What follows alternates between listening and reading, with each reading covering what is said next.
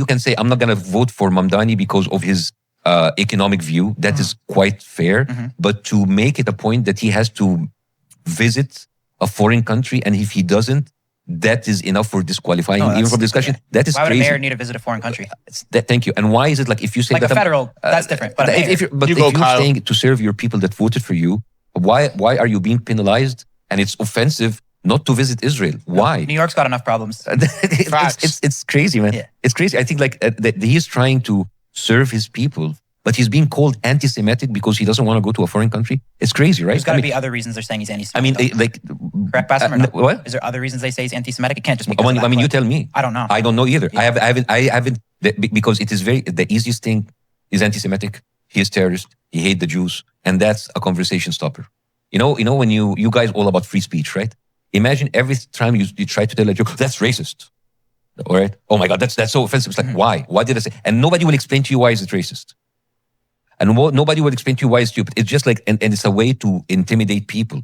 If you start calling people anti-Semitic, it's just like anti-Semitism is dangerous, but it's not the only ism that matters, right? You cannot just like stop people's conversations like that's anti-Semitic. Where is that is anti-Semitic? Like, and you have to understand like that's not. Yeah, exactly. That's not, when you have like, oh, he's a socialist. Then let's talk about that. What do you mean he's a socialist? What is it? And when he say like he's gonna do like affordable prices in supermarket, why is that socialist? I'd have to look into it more. Yes, exactly. So tell me, but if that would stop you from voting. I actually do think, I mean, this is off topic to the video itself, but this is just a thought that I had. And Mamdani's talked about how he wants to make city-owned grocery stores to make grocery more affordable. And I can see why that's beneficial, right? Because you want people to be able to afford basic grocery. So if you open up a city-owned grocery store, even if you're not making profit, even if you're taking a loss slightly, you're able to provide better pricing to a wider spectrum of people. The problem with this, and the reason why it ties into socialism, is because when you own or open city-owned grocery stores, what you're effectively doing is competing with the mom and pop shop, the mom and pop owned grocery store. And if you plan on selling items for cheaper prices and you plan on selling them at a loss, then the mom and pop shop that's open a block down from you can't potentially compete. So I do think that there's downsides to opening up these city-owned grocery stores because a lot of these mom and pop shops can't compete with city prices, with government prices that are going to drop prices and sell things at a loss and not care about profit. Meanwhile, mom and pop shop that spent their last $300,000 or took a loan or did whatever they had to do, sold their family house back in their country, came to this country, opened up a grocery store, they're going to get stomped. They're going to get X'd out. They're going to get demolished. They're not going to be able to compete.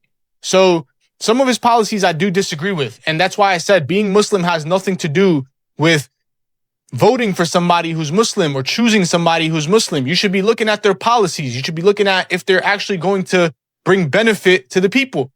Same thing with rich folks. You talk about taxing people that are overly rich. But the reality of it is if I had $100 million and I was living in New York City and I was told that, hey, starting next year, you're going to start getting taxed on all the money that you have. And if you earn money through New York City, living in New York City, then if you make $10 million, we're going to charge you 60% taxes instead of 30%. The first thing I would do is pick up my bags and leave. I would go to a place that is not going to try and take most of my money. And you might not get that from majority of people, or you might not get that from everybody. But even if half of the people that have wealth leave New York City, that's a lot of money that's leaving New York City. So I do question a lot of his policies. I do question if he's actually beneficial for the city.